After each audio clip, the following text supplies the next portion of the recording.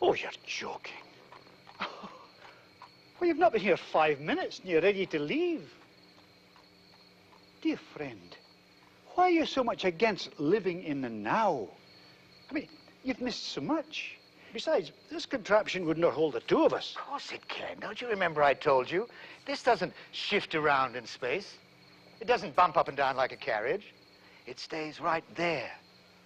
All we have to do is hang on and leave this war in the past.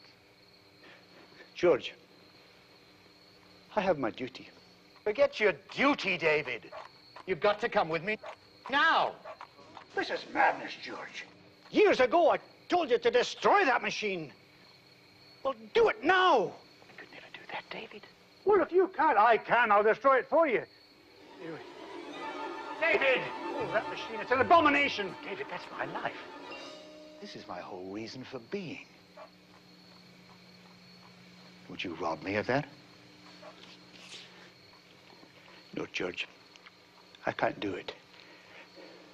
Forgive me. I'm sorry, forgive me. It's just... simply... I don't like a device that may alter what the fates have in store for us. No fates, no. David, do you remember you once invited me to your house to meet little Jamie? Well, I met him. I spoke to him in front of your store. He's become a fine young man. You talked to Jamie? He never told me. Well, he didn't know who I was. I didn't tell him. Ah. And then you came back here. Where was I? Oh, you can probably tell me what's going to happen to me. I had the biggest store in town. Future Prime Minister, yeah? Come on, George. It's time to go, David. We've got to go now. Well, I can't go, George. I have my orders. Your orders? You just won't change, will you, David? All right. I suppose I have to understand that.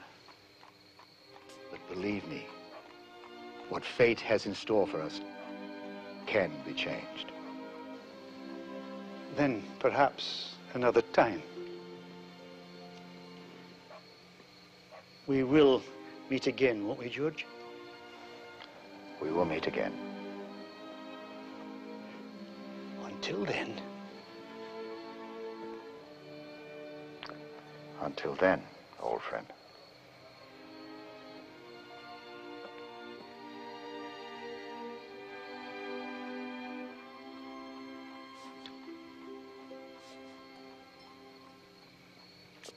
Bye, George.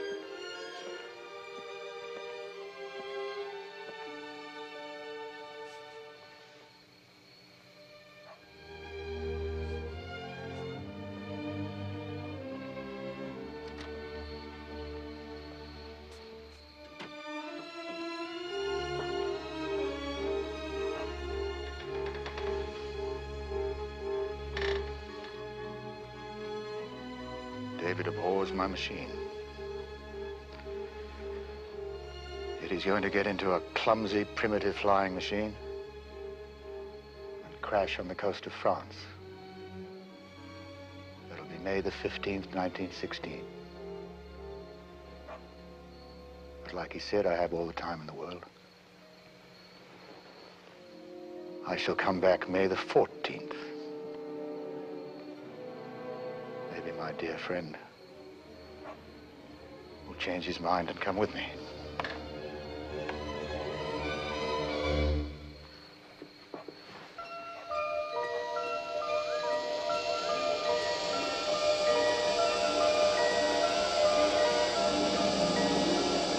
Now, you've got to remember, Alan and I hadn't seen each other for 30 years. Can you believe that?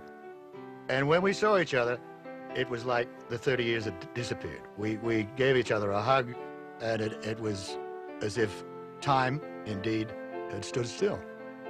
When, of course, he got into makeup, and we started doing the scene again, I was straight back to MGM on the set with him, 30 years before. It was wonderful. I know George would have been very proud to know his machine has been so respected in Back to the Future promos, all the places it's appeared. I just wonder what the future holds for her. You know, something I could always go and find out. Oh, wait a minute, I forgot to tell you. You remember the Halloween party that Bob gave for George in the time machine? Well, everybody realized that George had never sat in the machine. I mean, he was always too busy directing the film, or, well, he didn't have the time. Well, they sat him in the machine, and they took his photograph. And he was like a kid in a candy factory. Well, the photograph appeared on the cover of Starlog magazine. And George called Bob and said, "Val, you have made me a cover boy. I always wanted to be a cover boy."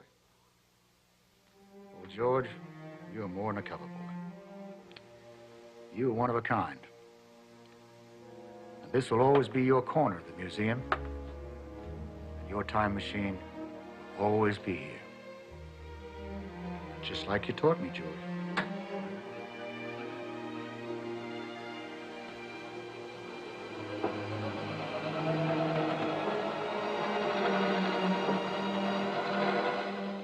I think The Time Machine is probably George Pal's strongest science fiction work, and the one for which he will be most remembered.